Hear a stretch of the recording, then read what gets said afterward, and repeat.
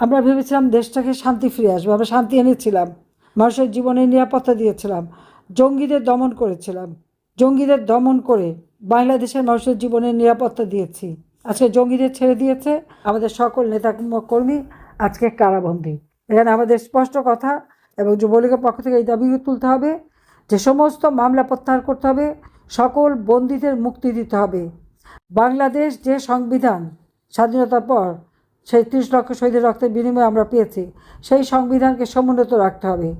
মুক্তিযোদ্ধাদের অবমাননা করা চলবে না, মুক্তিযুদ্ধের ইতিহাস বিকৃত করা চলবে না, মুক্তিযুদ্ধের ইতিহাস, সঠিক ইতিহাস জনগণকে জানতে দিতে হবে।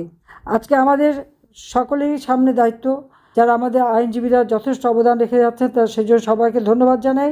আমরা বিভিন্ন জায়গায় বারের ইলেকশন যখন প্রায় জিতে আসি তখন একটা গোলমাল বাঁধানো হয়, মানুষের সমর্থন আমাদের উপর আছে। আজকে আমাদেরকে সেই জন্য স্থানীয় যত নির্বাচন হবে প্রত্যেক নির্বাচন আমরা অংশগ্রহণ করব।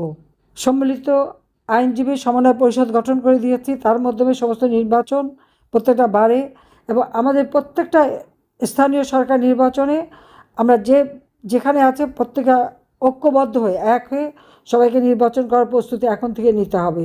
আমাদের ন্যাশনাল ইলেকশন করতে দেয়নি, অথচ যেটা সার্ভেতে এসেছিল 53% ভোটার আওয়ামী লীগকে ভোট দিতে চেয়েছে, মাত্র 24% হলো বিএনপি, 11% জামাত।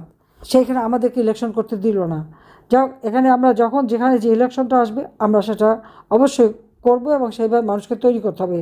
আমাদের যে উন্নয়নের সমস্ত কাজ, এই কাজ লিফলেট করে প্যাম্পলেট করে প্রত্যেক ঘরে ঘরে পৌঁছে দিতে হবে, বারবার বলতে হবে। আমি উন্নয়ন করে গেছি, আমি ব্রিজ বানিয়েছি, তো পটুয়াখালী, বরিশাল, বরগুনা, ওই বাউফল, আমি যে ব্রিজগুলি করেছি আজকে কয়েকদিনের মধ্যে একটা উদ্বোধন হবে।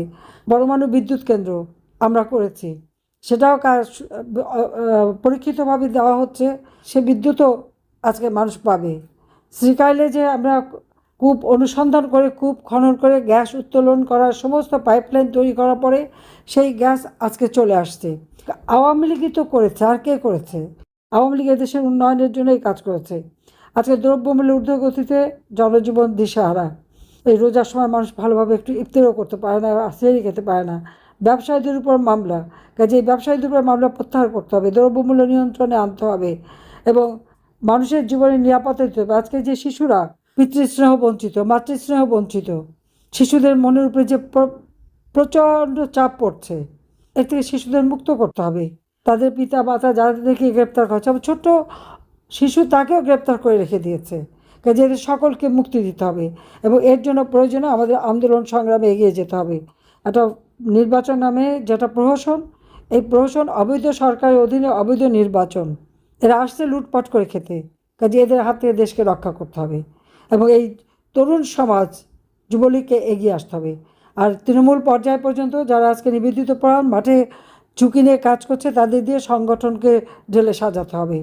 আমি এইটুকুই বলে শেষ করছি। সবাই ভালো থাকেন, সুস্থ থাকেন, ইনশাআল্লাহ জয় আমাদের হবে।